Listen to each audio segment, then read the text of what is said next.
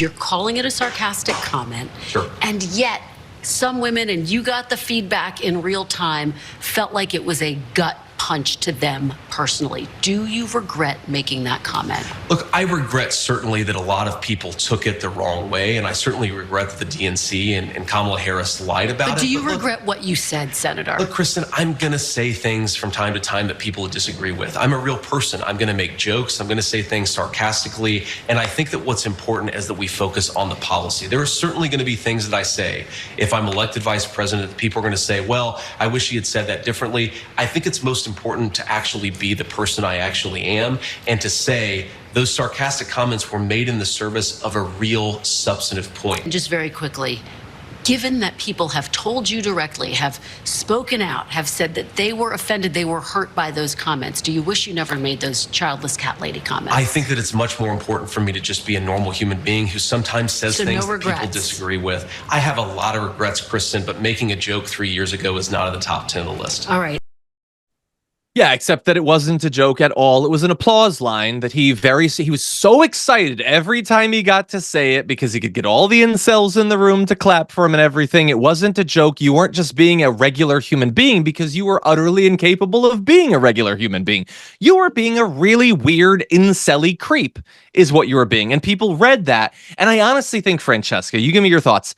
I think that he would apologize in some form, maybe. I think that he theoretically knows that this makes him look terrible, but he can't because Donald Trump would think it was the biggest act of weakness ever. You just have to double down and double down and double down on something that's a complete losing issue, but you have to because that's what alphas do, I guess. What do you think? I mean, it's what led him to make the comments in the first place. He's on Tucker Carlson. He knows what they want to hear. They want to hear unabashed misogyny. They want to hear about making women second-class citizens. And they want to just hear snark. And that's what he gave them. And so, and the last thing they want to hear, is an apology. But I think you're right. I think J.D. Vance, if left to his own, sort of like chameleon-like instincts, he would probably say, I misspoke. And of course, women are part of the American fabric and blah, blah, blah, blah, whatever the hell he needed to say to get ahead. But now he's attached to a movement who brands themselves as those who just triple down and never apologize. I mean, John, we've seen it in this election cycle. Trump calling Kamala Harris, when did she decide to be black? And then instead of being like, oof, that was a misstep. Nope. Triple down on it. Let's keep going. Huh? I don't know. She just decided to be black. She's not really black, is she? Keep it coming.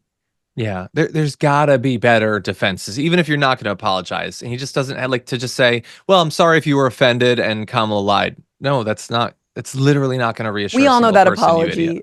I'm sorry you were hurt. We've all done it. We've all done that bad apology before. It's a bad apology.